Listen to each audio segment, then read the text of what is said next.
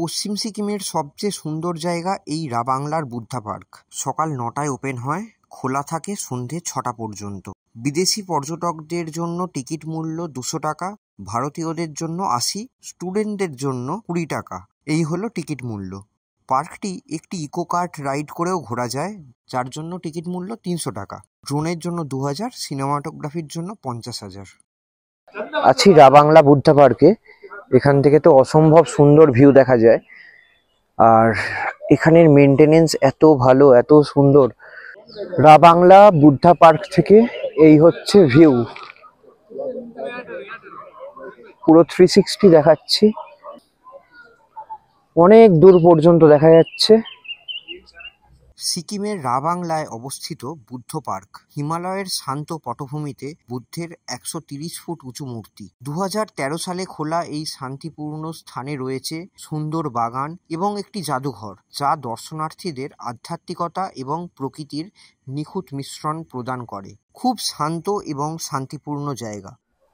এই জায়গাটাকে উপভোগ করতে গেলে এই নিরিবিলি পরিবেশটা, যদিও এখন অনেক ক্রাউড, তো একটু অসময়ে আসার চেষ্টা করবেন। আর তাছাড়া সকালবেলা চলে আসুন, নয় সানসেটের সময় চলে আসুন, খুব ভালো লাগবে।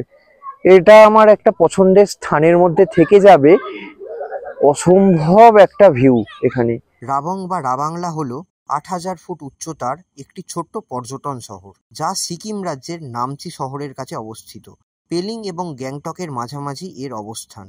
গ্যাংটক থেকে প্রায় 65 কিলোমিটার এবং শিলিগুড়ি থেকে 120 কিলোমিটার দূরে অবস্থিত। নামটি সিকিমি ভাষা থেকে এসেছে। রা শব্দের অর্থ ভেড়া, ভং শব্দের অর্থ লালন পালনের স্থান এবং লা শব্দের অর্থ পথ। সব মিলিয়ে এর অর্থ দাঁড়ালো ভেড়াচারণের পথ।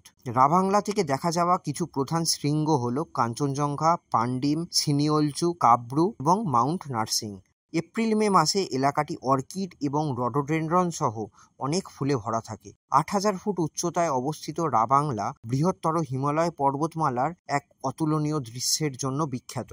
অলৌকিক সৌন্দর্যে সমৃদ্ধ রাবাংলা পর্যটকদের জন্য অবশ্যই ভ্রমণের একটি উপযুক্ত স্থান। বুদ্ধ পার্ক এই শহরের একটি প্রধান পর্যটন কেন্দ্র, বলা যায় মূল পর্যটন কেন্দ্র। পার্কটির নির্মাণ কাজ 2006 সালে শুরু হয়েছিল এবং 2013 সালে এর কাজ সম্পন্ন হয়। এটি শহরের কেন্দ্রস্থল থেকে মাত্র 1 কিলোমিটার দূরে। চারপাশে সবুজের সমারোহ, হিমালয় দ্বারা পরিবেষ্টিত পার্কটি যে কোনো ধরনের দর্শনার্থীকে মোহিত করতে সক্ষম। 130 ফুট উঁচু বিশাল বুদ্ধের মূর্তিটি জায়গাটিকে আরও আকর্ষণীয় করে তোলে। পার্কটি অত্যন্ত শান্ত পরিবেশ প্রদান করে। দর্শনার্থীরা চারপাশের সবুজ পরিবেশ উপভোগ করতে পারেন এবং কেন্দ্রে থাকা একটি সুন্দর ঝর্ণা উপভোগ করতে পারেন। চো ডিজো নামে একটি হ্রদও রয়েছে, যা সাইটের সৌন্দর্য আরও বাড়িয়ে তোলে। কাছাকাছির মধ্যে রয়েছে Titanic view point, Rayong view point, Ralang, Borong, Minom পাহাড় ইত্যাদি। অবশ্যই রয়েছে নামচি, যা আপনারা রাবাংলা ভ্রমণের সাথে ভ্রমণ করে নিতে পারেন। এবারে আসি সেই কথায়, যে কথাটা আমি বলতে চাইছি, আমার একটা অবজারভেশন। এখানে এলে আমি বলবো সকালবেলা আসুন বা সানসেটের সময় আসুন। আমার এটা বলার পিছনে একটা কারণ আছে। কারণটা হলো, আপনি যদি এখানে এসে অনেকগুলো স্পট ঘুরে আসেন, তারপরে আপনি যে অস্থিরতার মধ্যে থাকবেন, এখানকার যে অরিজিনাল ভাইবটা সেটা আপনি পাবেন না। আমার মনে হয় এখানে আসতে গেলে একদম সকালবেলা আসুন, এটা দিয়ে আপনার ট্যুরটা শুরু করুন। আর নয়তো দুপুরবেলা একটা রেস্ট নিয়ে তারপরে সানসেটের আগে আসুন। এখানকার যে নিরিবিলি পরিবেশটা, এখানে সেটাকে উপভোগ করতে পারবেন। এখানে অনেক রকমের কোটেশন দেওয়া আছে, অনেক বুদ্ধর বাণীগুলো দেওয়া আছে। সেটাকে বুঝতে গেলে আপনাকে সেই মাইন্ডসেটটা নিয়ে আসতে হবে। এখানে অনেক বাণী আছে যেগুলো পড়তে পারেন, তবেই আপনার ঘোরা সম্পূর্ণ হবে। কোথাও বলা হচ্ছে, হাল ছেড়ো না, বড় কিছু হতে সময় নেবে। অন্যান্য মানুষের ব্যবহার যেন আপনার শান্তির পথে অন্তরায় হয়ে না দাঁড়ায়। আবার কোথাও বলা হচ্ছে, জীবন খুব সরল, আমরাই তাকে জটিল করে তুলেছি। যখন তোমায় কিছু আঘাত করে, অবজার্ভ করো, সেটা তোমায় কিছু শেখাবেই। দান করো যদি তোমার সামান্য কিছুও থেকে থাকে। কারোর সাথে কারোর তুলনা করো না, চাঁদ আর সূর্যের মধ্যে তুলনা হয় না, যে যার সময় মতো আলোয় আলোকিত হয়। এই রকম অনেক বুদ্ধের বাণী চারিদিকে ছড়িয়ে আছে। রাবাংলার এই বুদ্ধা পার্ক, এটা শুধু একটা টুরিস্ট স্পট নয়, মানে যে আপনি এলেন দেখলেন চলে গেলেন। এখানে এলে আপনাকে একটু অনুভব করতে হবে। এখানে অনেক বাণী আছে, বুদ্ধের বাণী, সেগুলোকে পড়ুন, অনুভব করুন।